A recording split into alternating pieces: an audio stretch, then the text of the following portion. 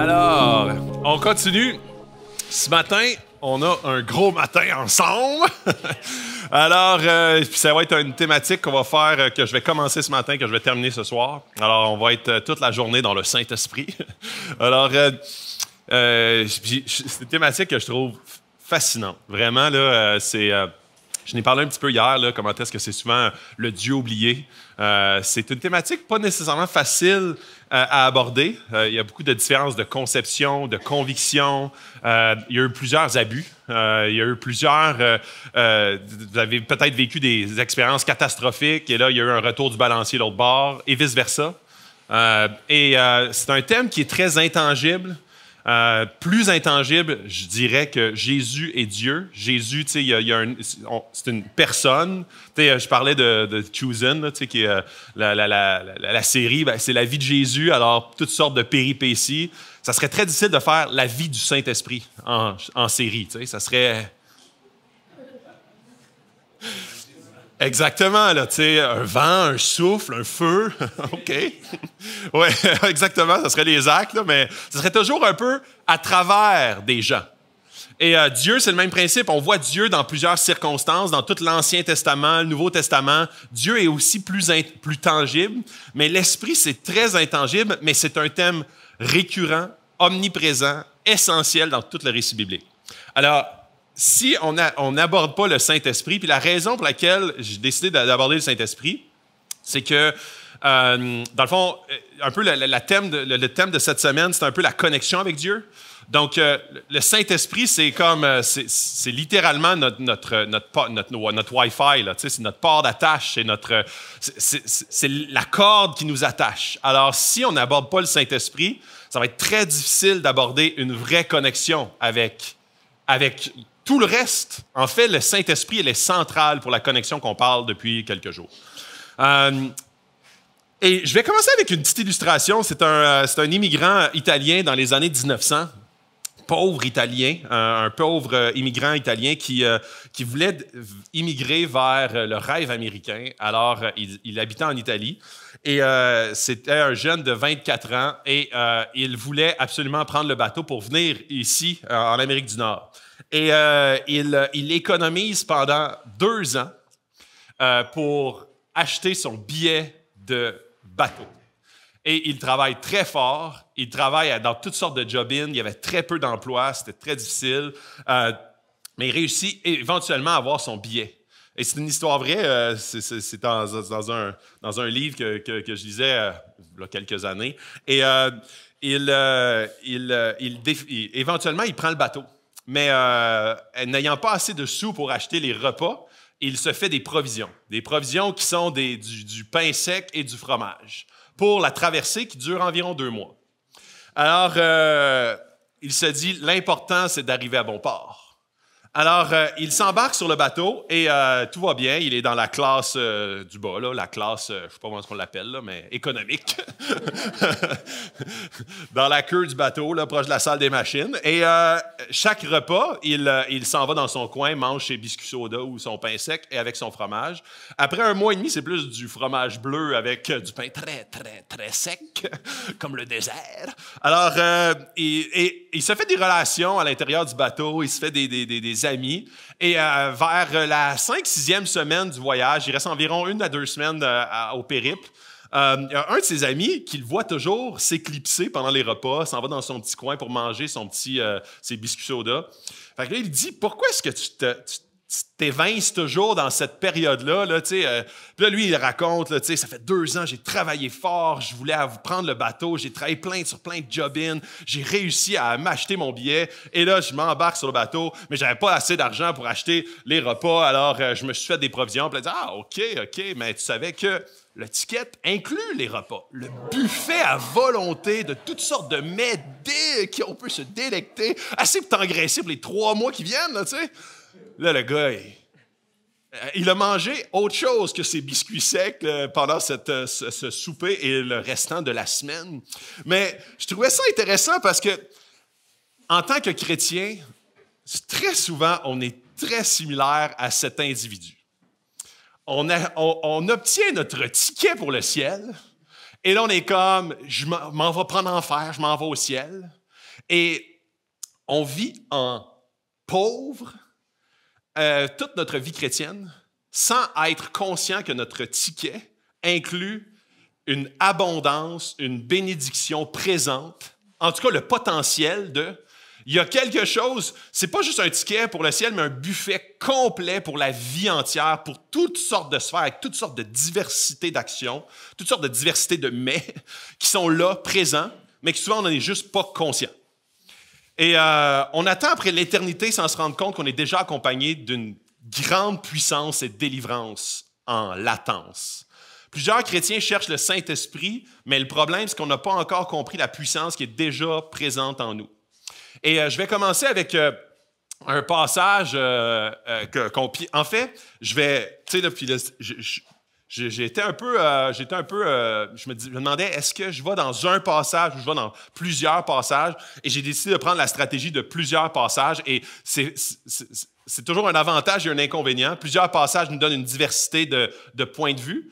Ne nous donnent pas tout le contexte de chacun des passages, mais chaque passage, c'est super intéressant d'aller les creuser davantage parce que ça nous donne vraiment tout le jus qui va avec. Mais je voulais qu'on ait c'est tellement... on aurait pu faire 4-5 semaines là, sur le Saint-Esprit. Là, fait que ce que je voulais, c'est nous donner une espèce de portrait, une espèce de vol d'oiseau. Et par la suite, puis en passant, ceux qui veulent avoir accès, là, puis des fois, je vais passer vite des choses. Fait que ceux qui veulent avoir accès à mes notes ou le PowerPoint, là, sans problème, vous pouvez venir me voir, je peux vous l'envoyer par courriel ou quoi que ce soit d'autre. Fait que soyez pas gênés pour aller étudier les passages par la suite, de voir un petit peu qu'est-ce qui en découle. Ceci dit, on commence ça, le Saint-Esprit dans le lieu secret. Ah oui, j'aime ça, cette citation-là, c'est une de mes préférées, c'est de Reinhard Bonnke, qui dit « Moins nous aurons le Saint-Esprit, plus nous aurons besoin de gâteaux et de café pour que l'Église continue de fonctionner. » Et c'est assez vrai. Ou est-ce que quand on enlève toute la puissance, puis on devient juste une espèce d'école de formation sans puissance, en fait, il va falloir vraiment avoir toutes sortes de belles éclairages, toutes sortes de belles cafés, gâteaux, beaucoup de beaux sourires pour garder les gens à l'Église. Parce que qu'est-ce qui fait, qui amène, puis on l'a vu on le voit dans Acte 2, là, où est-ce que l'Église et le Saint-Esprit est devenu, là, le Saint-Esprit est venu, là, puis il est venu remplir la place de sa présence et les chrétiens par le fait même. On a vu que par la suite, ils sont habités par cette puissance et après ça, ils s'en vont de par le monde propager cette bonne nouvelle. Donc, clairement, c'est un élément qui est essentiel dans nos églises. On commence avec « Remplis du Saint-Esprit », première thématique. « Soyez remplis du Saint-Esprit », c'est dans Éphésiens 5, le verset 18. Et je veux juste, tu sais, ça, j'ai pris juste un petit bout de ce passage-là. En fait, dans Éphésiens 5, le verset 18, ah oui, j'ai oublié de fermer les lumières. Peux-tu fermer les lumières en arrière? Ouais, c'est ça. Merci. Puis on peut-tu descendre un peu ça? Non, pas trop? Ah, OK. On a déjà pas mal. OK, c'est bon. La caméra me voit plus. Dans Éphésiens 5, 18, il est écrit « Ne vous enivrez pas de vin, cela mène à la débauche, mais au contraire, soyez remplis de l'Esprit. » Toi, t'es comme, c'est quoi le lien? Et c'est pas une sortie contre l'alcool, ce passage-là. Souvent, on est comme, c'est quoi le lien entre les deux? Et puis je trouve ça tellement intéressant parce que ne vous enivrez pas de vin, cela mène à la débauche, soyez au contraire remplis de l'Esprit. Et là, prenez-le pas mal, OK? Lancez-moi pas de tomates tout de suite. Mais il y a quand même, et c'est la raison pourquoi Paul adresse ça, ne vous enivrez pas de vin, cela mène à la débauche, soyez remplis d'Esprit, c'est qu'il y a quand même plusieurs similarités entre les deux. Entre être enivré et être rempli de l'Esprit. En fait, quelqu'un qui est enivré, souvent, il va être plus joyeux, plus désinhibé, donc plus courageux pour dire des choses qu'il pense réellement, et un peu plus désinvolte. Quelqu'un qui est rempli du Saint-Esprit va être joyeux, peu importe les circonstances, et il va être courageux pour dire vraiment ce qu'il pense également. Souvent, quand on a des problèmes dans la vie, des difficultés, des choses à oublier, il y a deux réflexes. Soit s'enivrer, ou soit soyez au contraire rempli de l'Esprit. Pourquoi? Parce que je veux me rendre joyeux, je veux oublier mes problèmes, je veux me redonner une motivation. Alors, quelles sont les deux possibilités, puis il y en a d'autres, là, mais c'est quand même deux éléments que dans ce temps-là, il y avait deux possibilités très connues. Puis même pour les chrétiens, là, il parle aux chrétiens à l'église d'Éphèse. Là. OK, comme, prenez pas, si vous voulez aller chercher de la joie rapidement, n'allez pas de ce côté, mais allez de ce côté. Alors, et après ça, il dit, juste après ce verset-là, dites-vous des psaumes, des hymnes, des cantiques spirituels, chantez, célébrez de tout votre cœur les louanges au Seigneur. Alors lui, il dit, au lieu de faire comme d'aller chercher une caisse de bière, ou je sais pas, dans ce temps c'est du vin, là, davantage, voici le party de la joie, pour te redonner une joie profonde, entière, pour être rempli de l'esprit. Dites-vous des psaumes, des hymnes, des cantiques spirituels, chantez, célébrez de tout votre cœur les louanges de Dieu. C'est notre plus grand besoin pour nos décisions, dépendance, démotivation, épuisée, vie de prière boiteuse, j'aime plus trop Dieu, ou je suis plus trop sûr de croire en Dieu, ta Bible, tu comprends rien, tu doutes du salut, tu doutes de Dieu, tu n'aimes plus trop, peu importe, c'est toutes des solutions de ça, d'être rempli de l'esprit. Puis, tu sais, pourquoi il dit « soyez remplis de l'esprit », tu sais, je vais reprendre ma bouteille d'eau, mon illustration de lundi. En fait, une bouteille d'eau remplie, très difficile à écraser. Une bouteille vide, je ne sais pas si je peux caler ça. En tout cas, vous comprenez le principe, hein? Alors, beaucoup plus facile à écraser, pour toutes sortes de circonstances. Hier soir, l'illustration que je vous ai racontée par rapport à une situation difficile, ma canette est vide, ma bouteille est vide, alors facile à écraser. C'est quoi le réflexe? C'est soit de toutes sortes d'autres éléments, la démotivation, la colère envers les autres gens autour de moi, ou être rempli du Saint-Esprit, aller vers Dieu, me refaire remplir de l'intérieur vers l'extérieur pour ne plus être écrasable. C'était vrai pour les premiers chrétiens et c'est d'autant plus vrai pour nous aujourd'hui. Ce n'est pas quelque chose qui s'est éteint avec le temps. Soyez remplis de l'esprit, puis là, je vais focusser vraiment sur ces quelques mots-là qui sont fort intéressants. Premièrement, soyez, c'est un impératif. C'est quelque chose qui est un commandement. C'est quelque chose qui est comme, faites-le. C'est quelque chose qui n'est pas une possibilité pour les chrétiens. En fait, c'est clair qu'un chrétien qui ne se discipline pas à ce... Puis là, je vais traiter là, comment être rempli d'esprit, puis c'est quoi que ça veut dire, puis etc. Mais un chrétien qui fait abstraction du Saint-Esprit dans sa vie, c'est un précurseur à la sécheresse spirituelle. Éventuellement, une déconnexion complète. C'est pour ça que c'est un impératif. C'est pas comme nice to have. Là, ce serait intéressant qu'une fois de temps en temps, vous soyez remplis du Saint-Esprit. Les dimanches matins, soirée de louange, levez les bras et ça devrait aider.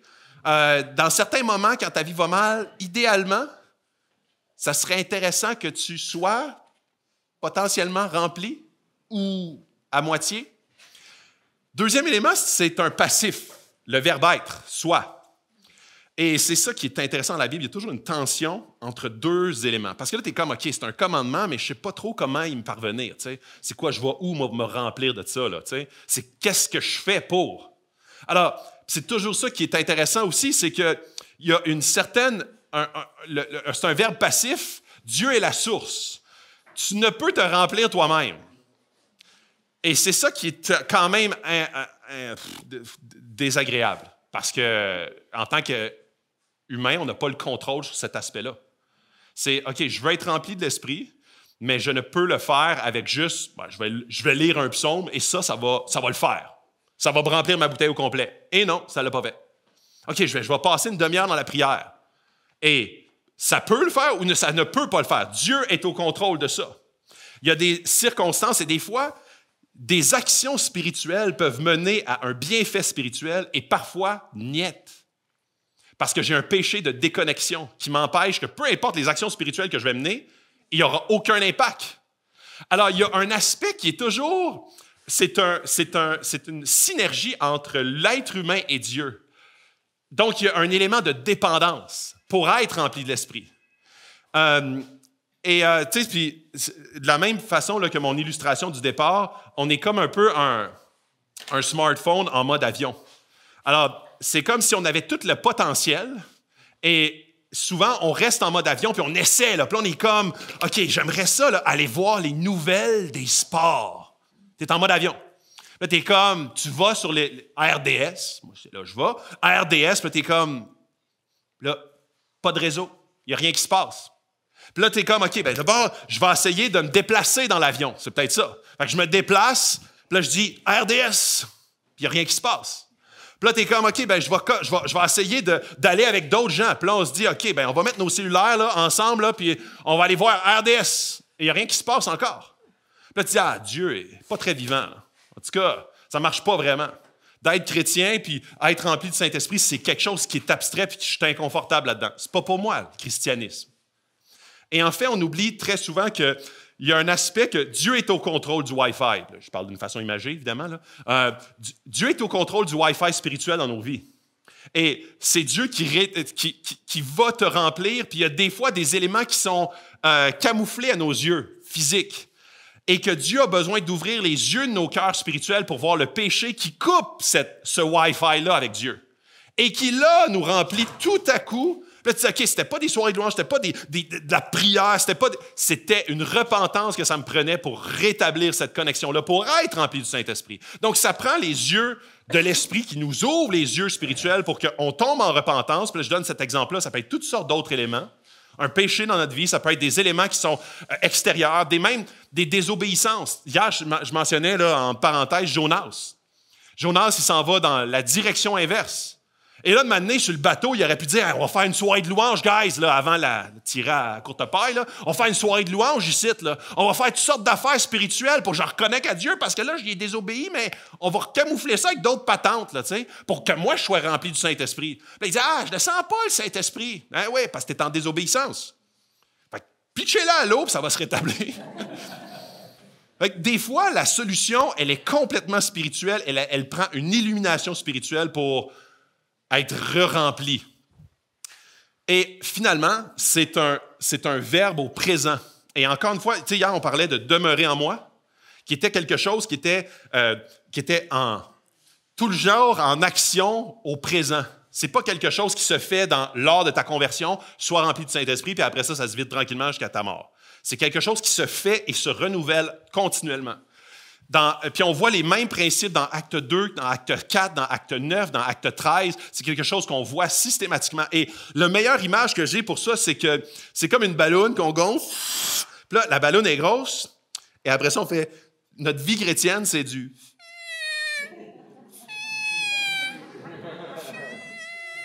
La manée est grosse comme ça. Et on a absolument besoin d'être rempli encore une fois. Systématiquement, on a des fuites.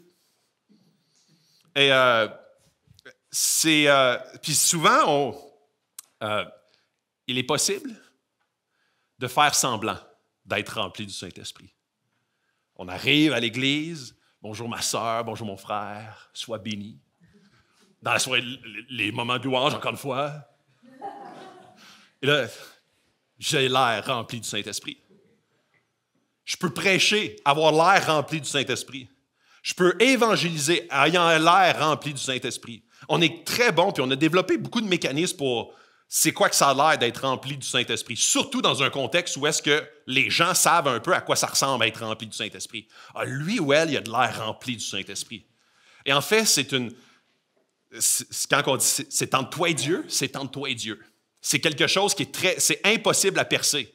Et parfois, on est devenu maître dans l'art de paraître rempli du Saint-Esprit. Et souvent, on sort de l'église, puis c'était un bon matin, un matin béni. Et on rentre dans le char, puis les enfants se mettent à crier, puis fini le Saint-Esprit. C'est terminé le Saint-Esprit. Il est parti. OK. Donc, je continue. C'est quoi être rempli du Saint-Esprit? C'est quoi être rempli? En fait, ça, tout être humain est composé de corps, âme, esprit. On a le corps, qui est les 5 sens, qui est notre corps, c'est l'extérieur. On a l'âme, qui est l'intermédiaire entre le centre de notre être, l'esprit qui connecte avec notre esprit qui connecte avec l'esprit, donc notre volonté, nos émotions, notre intelligence, et l'esprit, la conscience, l'intuition, la communion se fait notre esprit avec l'Esprit de Dieu. Donc, quand quelqu'un se convertit, il est tout d'un coup habité du Saint-Esprit. J'ai l'air de faire un cours de biologie, hein? La cellule. Donc, le Saint-Esprit pénètre la cellule, ici, et il est là. Et c'est pour ça que... Puis ça, c'est, dans le fond, tu sais, dans l'ensemble, un chrétien, c'est « je suis un esprit qui possède une âme qui habite un corps ». Et par la suite, le défi du chrétien, c'est d'être rempli, mais le reste d'être rempli du Saint-Esprit, tu es automatiquement habité du Saint-Esprit lorsque tu te convertis. Et après ça, le défi, c'est de te remplir du Saint-Esprit ou de te laisser remplir du Saint-Esprit. Et quel impact ça a, ça? Ça fait en sorte que ton corps, ton âme et ton esprit deviennent alignés sur l'esprit qui t'habite. Donc, l'esprit est au centre. Il t'habite. Tu deviens chrétien, tu es habité du Saint-Esprit. Super! C'est merveilleux. Mais par la suite, quand on parle, tu sais, avant-hier, on a parlé, ton âme est desséchée. Ton âme est en quête et il a besoin de silence, de repos, de connexion avec Dieu. C'est que ton âme devient déphasée de l'esprit qui t'habite, qui lui veut aller dans cette direction-là et que ton âme, lui, va aller dans cette direction-là. Et ce que ça fait, c'est que ça amène ta volonté, donc tes désirs, tes émotions et ton intelligence à s'aligner soit sur les désirs de l'esprit qui t'habite ou les désirs de tes 5 sens, ton corps. Alors, quelqu'un qui dit, tu sais, quelqu'un de très émotionnel qui n'est pas à l'écoute du Saint-Esprit, c'est que son esprit et l'esprit qui l'habite n'influence pas son âme et ses émotions et ses désirs. Donc, il est gouverné par son âme qui n'est pas connecté au Saint-Esprit qui l'habite et il fait n'importe quoi. Donc, ce type de chrétien-là va être déphasé avec l'esprit qui l'habite. Donc, par la suite, c'est ce qu'on veut être donc en relation avec le Saint-Esprit pour être aligné avec le Saint-Esprit, pour être rempli du Saint-Esprit. Donc, tu peux être habité du Saint-Esprit sans être rempli du Saint-Esprit. Donc, on va dans 2 Corinthiens 13 qui dit que la grâce, c'est à la fin d'un passage, qui dit que la grâce du Seigneur Jésus, l'amour de Dieu et la communion du Saint-Esprit soient avec vous tous. Et ça, c'est une finale classique de Paul qui dit l'essentiel de la vie chrétienne. Que la grâce du Seigneur, parce que tout ce que vous faites en tant que chrétien, et si vous êtes chrétien, c'est seulement par la grâce de Dieu, de Jésus. Et l'amour de Dieu du Père. Ta légitimité dépend seulement de l'amour du Père et la communion du Saint-Esprit, qui est en fait ton Wi-Fi connecté dans toute ta marche de la suite. Donc, la grâce de Jésus, l'amour de Dieu, tu es aimé et la communion avec l'Esprit. Donc, la relation, l'intimité avec une personne, c'est pas une émotion, ça peut l'être, mais ce n'est pas une émotion, l'Esprit. C'est pas non plus des frissons, mais ça peut l'être. Quand ce que je dis ça peut l'être, c'est il peut se révéler par, mais ce n'est pas ça. Style, j'attends d'être rempli du Saint-Esprit, j'ai eu un frisson, je le suis. C'est pas ça, être rempli du Saint-Esprit, mais il pourrait se répercuter comme ça. C'est pas juste à l'Église que ça se passe, c'est une personne, c'est un individu, c'est quelqu'un avec qui tu connectes, que tu entretiens une relation. Paul encourage à développer une communion avec l'Esprit. Il le fait là. L'Esprit vient vivre en toi quand tu donnes ta vie à Dieu, puis après, c'est le début d'une grande, grande aventure et épopée. Et le meilleur analogie ou parallèle qu'on peut trouver, c'est celui du mariage. Quand le mariage n'est pas une finalité en soi. En fait, quand tu te maries, c'est le début de quelque chose d'extraordinaire pour, je te le souhaite, 45 ans. Alors, après ça, ça dépend de plein de choses. Ça dépend de comment est-ce que les deux vont vivre en synergie, se consulter l'un l'autre, comment est-ce qu'ils vont entretenir la relation mari et femme. C'est des hauts, c'est des bas. C'est une alliance. L'alliance est faite, elle va être toujours inconditionnelle. C'est d'apprendre à se connaître, c'est de vivre ensemble, d'être sensible à ses goûts, à ses désirs, à ses rêves, à sa conception de la vie. Son regard, la signification des différents éléments, et c'est toujours d'être en communion intime. Ce n'est pas une place au Saint-Esprit, mais qu'il soit au centre de tout.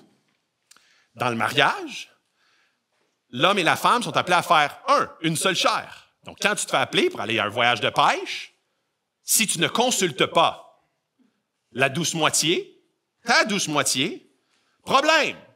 Si le Saint-Esprit, dans n'importe quelle décision pour un voyage de pêche, tu ne consultes pas le Saint-Esprit, potentiel problème. Donc, c'est le même principe.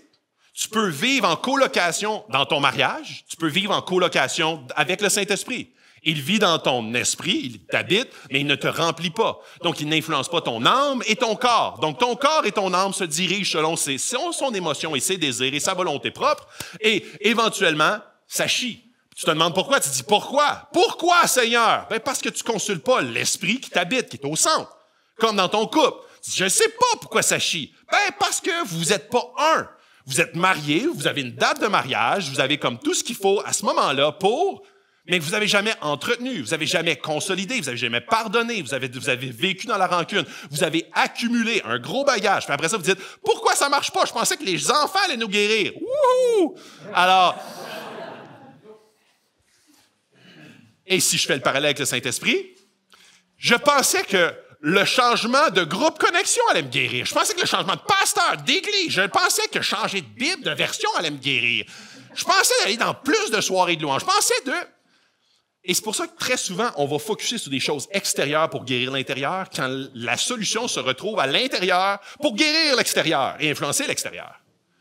Dans nos couples, très souvent, on est comme, on va aller puis je dis pas que ça peut pas aider. Une soirée de louange, ça peut aider. Une bonne prédication, ça peut aider. Une bonne lecture, une bonne prière, ça peut aider. Mais si ça ne... Puis même parallèle avec le mariage, une retraite, un camp de couple, partir à Cuba, ça peut aider. Mais si tu as un gros bagage accumulé, si tu as des éléments, même une blessure flagrante dans ton mariage, non guérie, elle est infectée, c'est pas un voyage à Cuba qui va guérir ça. De la même façon, je prends le même exemple, c'est un péché dans ta vie qui affecte et coupe ta relation avec Dieu et le désir du Saint-Esprit qui t'habite, c'est pas ça qui va guérir ça, c'est une repentance. Donc, de la même façon, invite le Saint-Esprit dans tout ce que tu fais. Souvent, on est en colocation puis on s'attend à une communion profonde dans une situation de colocation. On a plus d'intimité avec notre chair qu'avec l'Esprit et souvent, c'est là où est-ce que on devient déphasé avec l'Esprit qui nous habite. Avoir le Saint-Esprit, c'est super, mais quand l'Esprit t'a toi, c'est ça qui est le mieux. Et il y a une grande différence entre les deux.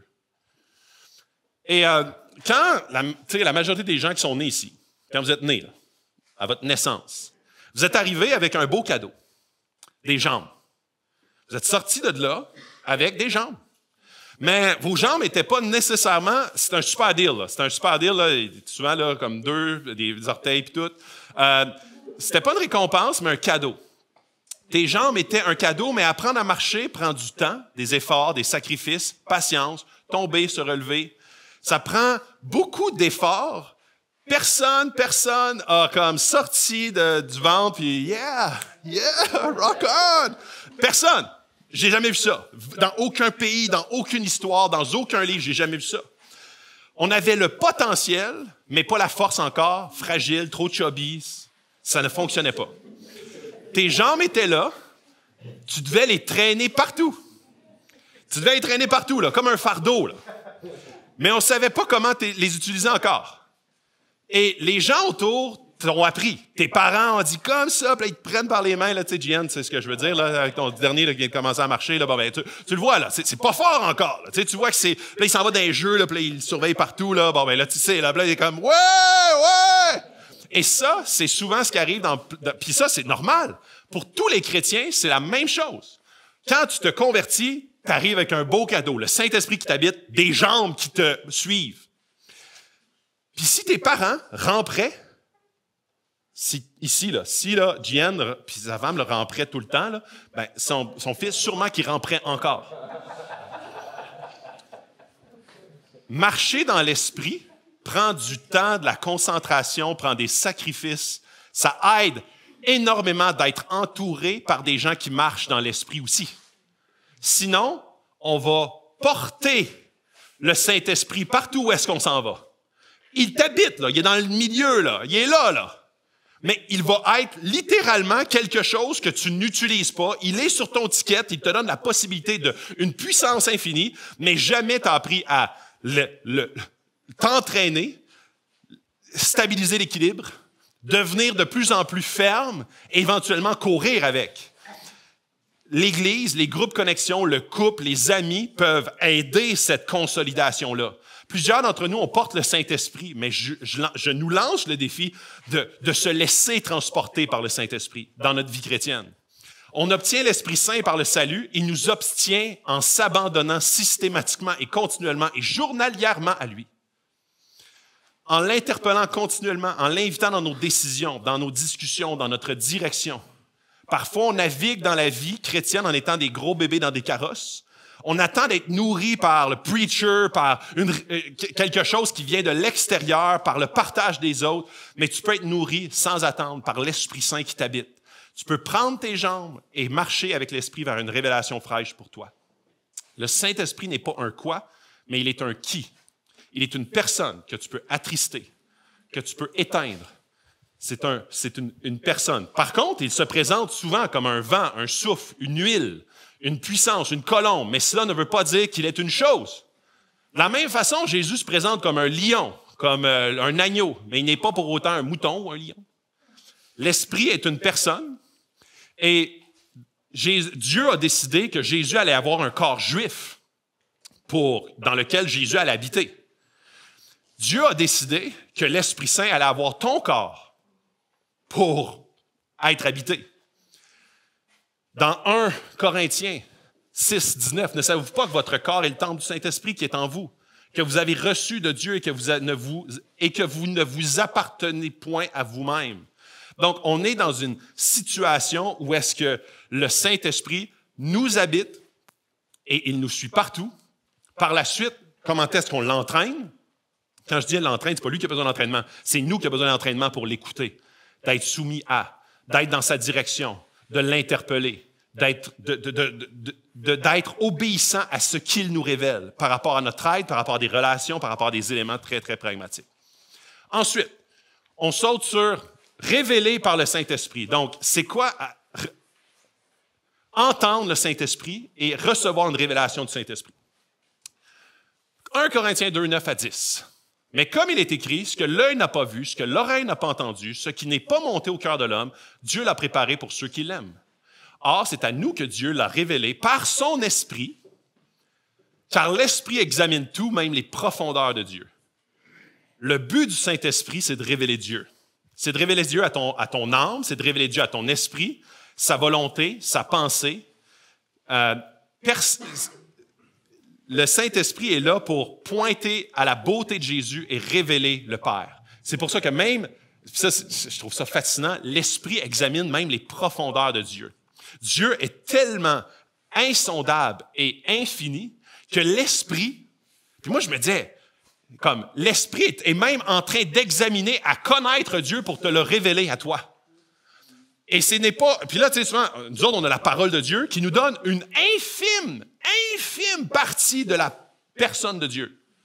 Et le Saint-Esprit est là pour révéler toutes sortes d'autres facettes qui sont même parfois inexplicables verbalement, qui sont explicables dans ton esprit à esprit qui se communique. Des fois, tu dis, il n'y a rien eu de paroles qui m'ont été communiquées, mais tout d'un coup, je me suis senti aimé profondément par Dieu. Essaye d'expliquer ça. Il y a quelque chose qui s'est passé, les larmes sont venues, j'ai ressenti l'amour de Dieu. Il n'y a pas eu d'explication, il n'y a pas eu le film de Jésus, là, il n'y a pas eu quelque chose d'extérieur, il y a eu une révélation intérieure. Dieu veut se révéler, il se révèle toujours. Tu veux savoir l'opinion de Dieu et non l'opinion de tout le monde. Je veux être guidé par Dieu, pas par les autres, pas par moi-même, par Dieu. Et je vais donner quelques éléments là-dedans parce que très souvent, j'ai entendu ça comme prétexte à ne pas écouter. Dieu, l'Esprit va souvent se révéler même par l'Église, par les autres, par les frères et sœurs. Donc, quelqu'un qui dit, moi, j'écoute juste le Saint-Esprit. Puis là, la parole dit le contraire. Les frères et sœurs disent le contraire. Puis là, tu dis, l'Esprit m'a révélé. Là, oh boy, là, ça part très, très mal. Alors, ce genre de révélation-là, c'est une utilisation du mot Saint-Esprit pour faire mes désirs sans être aligné avec l'Esprit qui m'habite. Mais on a appris le jargon chrétien, on dit, dire que ça vient du Saint-Esprit, il paraît que ça passe mieux à peu près partout. Alors, donc, c'est pas ça que je parle. Trop de Bible et tu te dessécheras. Trop de l'Esprit et tu exploseras. Mais un mélange des deux, tu grandiras. Et ça, là, c'est un élément... puis pourquoi trop de Bible, tu te dessécheras? Puis là, je vais aller dans un élément qui est peut-être un petit peu plus contextuel à chacun. Ce passage est souvent à la base de division dans la grande Église. Plein d'églises se sont divisées à cause du Saint-Esprit ou la conception du Saint-Esprit. Les charismatiques contre les cessationnistes. Moi, je crois qu'on devrait être plus sur les dons de l'Esprit. Moi, je pense que ça a fini avec les apôtres. Les pentecôtistes contre les baptistes. Chercher de l'Esprit sans parole versus les chercheurs de la parole sans esprit. Et là, il y a le débat continuel où est-ce que la parole, le Saint-Esprit. Et la vérité est un mix des deux et a toujours été le désir de Dieu. Si on met de côté le Saint-Esprit, on est en train de pécher. Si on met de côté la parole, on est en train de pécher. Parce que les deux sont supposés de vivre en communion en fusion très intime. En fait, les deux ne se contredisent pas. L'Esprit ne contredira jamais la parole. Et la parole ne contredira jamais l'Esprit non plus. La parole a été faite chair dans Jean 1. La parole est infiniment importante. Jésus utilise la parole, demain on va le voir, ou est-ce que dans les tentations, il a utilisé la parole de Dieu dans l'Ancien Testament. L'Esprit de Jésus pointe à l'œuvre de Jésus à la croix, élève et glorifie Dieu continuellement, unit les chrétiens dans une seule et même voie, sous un seul et même roi, Jésus. Alors, ça là, c'est un faux débat pour moi. C'est un faux débat de dire... On doit se positionner à cause que j'ai subi des abus quelque part. Il y a eu de l'hommerie dans quelque part. Alors, on va juste s'éloigner de ce que la Bible enseigne sur une thématique universelle et centrale à la vie du chrétien. Donc, on est en train d'assécher. Si tu te situes d'un bord ou de l'autre, tu es en train d'assécher et de pécher à cause qu'on est en train de se rebeller par rapport à un abus qu'on a subi. J'ai vu des abus au niveau de utiliser seulement la parole et j'ai vu des abus des églises qui utilisaient seulement le Saint-Esprit sans la parole et qui faisaient dire la parole, ils utilisaient la parole pour dire ce qu'ils voulaient. On doit absolument ne pas séparer les deux, mais unir les deux. Un thème super... Hey, j'ai oublié à l'heure que j'ai commencé. C'est qui me peut me dire ça? Là? 38 minutes. Parfait, super, merci. Oui, avec 10 minutes. Un aspect super intéressant et important, c'est que de l'Ancien Testament au Nouveau Testament, on a une grosse transition où est-ce que dans l'Ancien Testament, on avait des prophètes. Des prophètes qui étaient appelés à prophétiser directement de la part de Dieu, d'avoir de la part de Dieu le message pour le peuple. Et dans le Nouveau Testament, on n'a plus des prophètes. C'est que l'Église est appelée à être tous et toutes des prophètes. Pourquoi? Parce que à vous, vous avez reçu l'onction donnée par celui qui est saint et vous avez toute connaissance. Tous les chrétiens qui sont habités du Saint-Esprit sont appelés, puis là, quand je dis prophète, je vais expliquer le mot prophète, là, parce que moi, un prophète, c'est pas si épeurant que ça. Parce que dans l'Ancien Testament, les prophètes étaient appelés à ce qui allait arriver. Dans le Nouveau Testament, c'est arrivé et on est appelé à donner la parole de Dieu et la propager. Un prophète, c'est un communicateur de la parole de Dieu. Dans l'Ancien Testament, eux autres disaient ce que Dieu voulait pour le peuple maintenant et à venir. La révélation a été faite dans le Nouveau Testament, c'est arrivé, la grande victoire est arrivée en Jésus, à la croix, la victoire au tombeau. Alors maintenant, l'Église est appelée à être des prophètes de la parole de Dieu, de ce qui est arrivé lors de la venue de Jésus. Donc on n'est pas appelé à prédire, on est appelé à dire dans le Nouveau Testament. Donc vous êtes tous et toutes des pasteurs de votre maison et des prophètes de votre maison. Donc, vous avez l'onction entière, tout le monde, parce qu'ils sont habités du Saint-Esprit. Il n'y a pas juste une élite particulière, quelques personnes avec une espèce d'aura autour de la tête. Il n'y a pas juste quelques individus qui ont le mandat d'être des pasteurs et des prophètes. Nous avons tous reçu cet Esprit Saint qui nous donne toute connaissance. Donc, on est des porte-parole de Dieu. Tu as l'autorité pour être le porte-parole de Dieu. Le Saint-Esprit vous a révélé Jésus-Christ est le Sauveur du monde et notre appel est de le communiquer. Jésus est le message de Dieu. Dans 1 Corinthiens 14, 31, je ne suis pas sûr que je l'ai. Non. Dans 1 Corinthiens 14, 31, tout le monde peut prophétiser, aspirer au don de prophétie. C'est ce qu'il est écrit. Donc, pourquoi il dit ça? Puis souvent, ça a été un verset qui a été un peu inconfortable parce qu'on se disait, la prophétie, c'est quelqu'un qui commence à révéler des choses qui vont arriver dans la vie des autres. La prophétie, c'est de révéler la parole de Dieu. Donc, on ne parle pas ici de parole de connaissance, on ne parle pas ici de dire des choses que Dieu révèle par rapport à un individu particulier. On dit un prophète, c'est quelqu'un qui prend la parole de Dieu et la communique aux chrétiens et à l'extérieur. Donc, aspirer au don de prophétie, c'est pour ça que Paul dit ça. Il dit aspirer au don de prophétie parce que vous êtes appelés à prophétiser la parole de Dieu. Souvent, on idéalise le pasteur, tout le monde, on idéalise la personne qui a reçu un appel public. Mais dans le Nouveau Testament, tout le monde est appelé à aller faites de toutes les nations. C'est pas, hey, pasteur, vous qui avez reçu un appel de double onction, vous, faites de toutes les nations des disciples. On est appelé à faire de toutes les nations des disciples, propulsés par l'Esprit qui nous habite, ces jambes qui nous habitent, pour être remplis du Saint-Esprit, pour être en action. La Bible dit, nous avons tous le même ministère, celui d'annoncer la bonne nouvelle.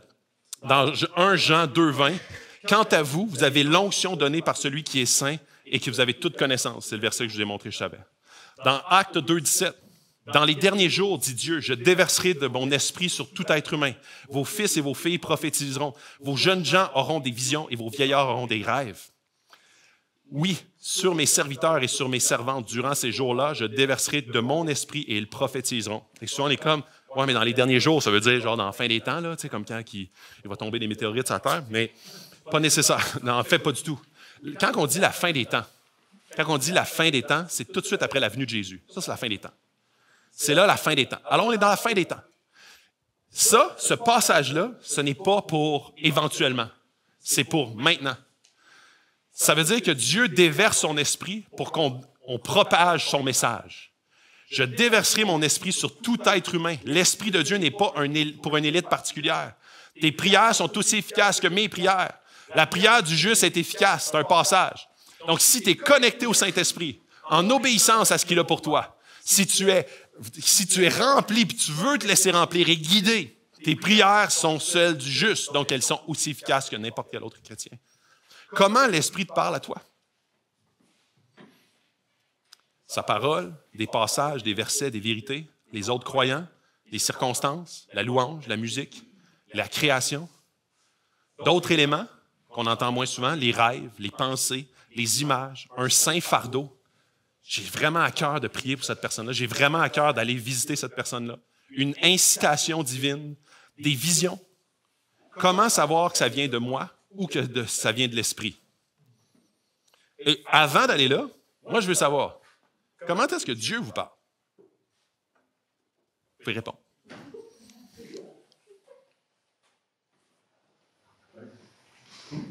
Je dirais des fois, il y a une confirmation entre les événements et ce que tu lis, une écho. Tu as vraiment la photo de ce que le Saint-Esprit t'a donné là. Oui. Tu te ralentisses là. Oui, c'est pas demain. Tout à fait.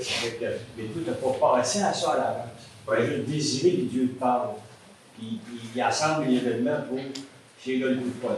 Donc, les circonstances amènent une espèce de confirmation que le fardeau qu'il avait déposé sur le cœur, ça venait du Saint-Esprit. Tout à fait. Autre chose. Plus tu l'écoutes, plus tu l'entends. Tout à fait. Puis ça, c'est on s'exerce les jambes. Donc, une manière, on devient de plus en plus à l'aise pour entendre. Ça vient de l'Esprit. Ça vient de moi. Tout à fait. Autre chose. Oui. Est-ce que c'est une prise de conscience nouvelle, un mot à révéler ça? Là, ça attire mon attention. Oui. Oui. Oui, puis ça, c'est pour ça que je disais tantôt, l'esprit, ce n'est pas une émotion, mais il peut utiliser les émotions. Il peut dire « wow », une espèce d'exaltation devant une phrase qu'on a lue plusieurs fois, puis là, à ce moment-là, ça m'ouvre les yeux. Donc, il peut utiliser les sentiments, tu sais, comme même là, des fois, le frisson, tu sais, des fois, dans des milieux très charismatiques, j'attends le frisson. T'attends peut-être pas la bonne chose, mais il peut utiliser le frisson ou des gens qui vont. J'ai senti une grosse chaleur ici, potentiellement, mais pas nécessairement absolument. Chaque personne et l'esprit va communiquer d'une façon différente à chaque personne. Comme dans tous les couples, les relations de couple, le mariage, c'est la même alliance. L'habitation est la même pour tout le Saint-Esprit. Il y a des gens, des couples, là, que ça se parle par, je sais pas, moi, c'est toujours par parole. Il y en a d'autres que ça va se parler plus par le toucher, tu sais, les 5 langages d'amour. Ils vont démontrer leur amour d'une façon différente à cause de la synergie qui est différente. C'est la même chose avec le Saint-Esprit. D'autres éléments, comment est-ce que l'Esprit vous parle ou il vous a déjà parlé? Oui, des fois, je m'en vais dans une direction, je pense que c'est correct. L'Esprit me montre que c'est pas une bonne direction, il m'amène à faire ce changement de direction-là pour être conforme à Dieu. Et de quelle façon il te montre que c'est pas la bonne direction? Ben, c'est connecté avec sa parole ou juste me révéler que je ne marche pas selon lui. Oui.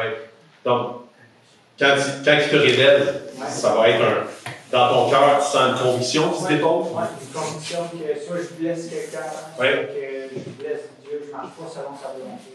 Oui. Un autre élément qui est souvent qu'on voit souvent comment est-ce que l'Esprit parle, c'est une paix profonde. Il y a une décision très difficile, tu pries là-dessus, puis là tu dis, Dieu, guide-moi, Saint-Esprit, parle-moi dans la direction que tu veux. Et là, tu ressens une grande paix pour prendre ce choix-là. L'Esprit va parler par les fruits de l'Esprit aussi. Donc, il me donne une joie, une paix, un amour renouvelé pour une personne. J'ai toujours de la misère à pardonner. Là, on dirait que j'ai le goût d'aller lui parler puis d'avoir une relation pour entretenir cet amour-là que Dieu me donne, renouvelé. Oui. Une vision de Christ par rapport à une situation qu'on a. Oui. Qu'est-ce que tu veux dire? Par exemple, on doit avoir de la patience et du pardon pour quelqu'un qui a eu un double standard vis-à-vis de moi. Oui. Et j'ai vraiment envie de garder de la rancune. Et je prie, et Christ m'amène et me dit, mais tu réalises qu'à la croix, j'ai porté tellement plus. Et puis c'est tellement rien ce que tu as pardonné. Donc, une révélation de Jésus. Et ça, c'est une des stratégies. En fait, l'Esprit, sa job, c'est de pointer à Christ et de son œuvre. Donc, c'est une des façons par lesquelles, ça, c'est l'Évangile que tu nous parles. Fait que l'Esprit va mettre en lumière l'Évangile pour faire ressortir « Je vous ai aimé, donc aimé. Je vous ai pardonné, donc pardonné. » Donc, c'est une... Oui. Hier, dans le cas de silence que nous avons eu, de prière en silence, pas de prière, mais de silence, Dieu, de ce qu'on a vécu, a parlé par plusieurs d'entre nous. Exemple, pour nous faire délaisser un péché. On est certain que ce n'est pas le diable qui est intéressé de nous faire délaisser un péché. Ça peut être nous par nous-mêmes, mais dans ce cas spécial de connexion avec Dieu, dans lequel on est seul avec lui et on délaisse toutes les choses, je pense que Dieu utilise ces moments-là de son Saint-Esprit pour nous faire réorganiser nos vies. Lorsqu'on délaisse les péchés, qu'on a cette conviction-là, je pense que l'Esprit Saint est vraiment à l'aise dans nos vies. Absolument, absolument. Merci. J'arrête-tu là? Je fais quelques minutes encore, puis après ça, je vais laisser l'équipe de l'ange. Vous pouvez venir tout de suite vous installer, puis on va terminer. Puis, dans le fond, là, c'est pour ça que je voulais vous entendre un peu, parce que c'est souvent une question qui revient. Comment je fais pour savoir que ça vient de moi ou que ça vient de l'Esprit? Il y a un verset qui dit « Éprouvez tout. Bien-aimés, ne vous fiez pas à tout esprit. » Mais ça, c'est 1 Jean 1. Mettez les esprits à l'épreuve pour savoir s'ils sont de Dieu, car plusieurs prétendus prophètes sont venus dans le monde. Voici comment identifier l'Esprit de Dieu. Tout esprit qui reconnaît que Jésus est le Messie venu en homme est de Dieu. Et des fois, de savoir si ça vient de l'Esprit, puis des fois, c'est plus, tu sais, supposons, tu dois pardonner à une personne, puis là, toi, tu dis, OK, moi, la révélation de Jésus, ce que Jésus a fait pour moi, donc je dois pardonner. Des fois, on peut prendre une décision où est-ce que l'ennemi va nous mettre un fardeau de pardon envers quelqu'un. Où est-ce qu'on a blessé quelqu'un et l'ennemi va nous écraser avec un fardeau de pardon. Tu es vraiment quelqu'un sans amour. Tu n'es pas digne. Puis là, tu vas être poussé à aller vers cette personne-là pour demander pardon. Mais ça ne vient pas de Dieu. Pourquoi? Parce que le motif derrière est un motif de culpabilité et non pas de grâce. Je ne sais pas si vous en souvenez au début. La grâce de Jésus, l'amour de Dieu et la communion de l'Esprit. Dans le premier verset qu'on a vu. Donc, quand ton action est motivée par la grâce de Jésus, par l'amour de Dieu, c'est presque impérativement basé sur ce passage-là que ça vient du Saint-Esprit. Parce qu'un esprit qui ne vient pas de Dieu ne reconnaît pas Jésus qui est le Messie venu en homme avec son œuvre à la croix rédemptrice. Donc, quand tu t'en vas vers quelqu'un pour demander pardon, si tu le fais par un motif de culpabilité pour dire « je veux être une bonne personne, donc je dois faire cela pour me sentir mieux et moins coupable », tu es en train de répondre à un... C'est pour ça que je disais tantôt, là, puis je viens un peu rajouter, des fois on peut faire des choses qui paraissent complètement de Dieu, basées sur un motif de l'ennemi qui vient juste consolider un péché d'orgueil dans nos vies. Mission accomplie pour l'ennemi. C'est pour ça que demain on va parler des tentations. Et que ce soir, on va finir et poursuivre avec le Saint-Esprit, partie 2. Alors, tu vas être rempli du Saint-Esprit. Es-tu prêt à soumettre tes rêves à Dieu, tes ambitions, ton ministère, ta famille, ton travail, ton portefeuille, ta sexualité? Une des raisons, je finis avec cette citation-là, une des raisons pour lesquelles nous ne grandissons pas dans une obéissance ordinaire et reconnaissante comme nous le devrions est que nous sommes amnésiques. Nous avons oublié que nous sommes purifiés de nos péchés.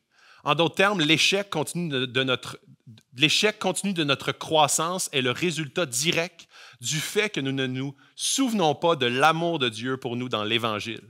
Si nous ne parvenons pas à nous souvenir de notre justification, nous lutterons dans notre sanctification sans succès. L'Esprit est là pour nous rappeler la grâce de Jésus, l'amour de Dieu et la communion du Saint-Esprit, dans le but de croître de victoire en victoire, basé sur un motif saint, celui de l'Esprit. On va continuer demain. Donc, bonne journée à tous.